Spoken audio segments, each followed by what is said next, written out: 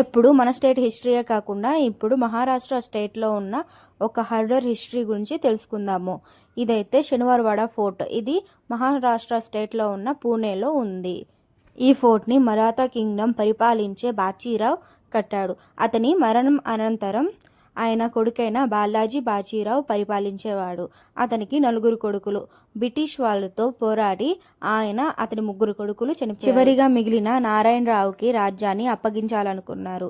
కానీ మైనర్ కావటంతో అతని పినతండ్రి రాజ్యాన్ని చూసుకునేవాళ్ళు.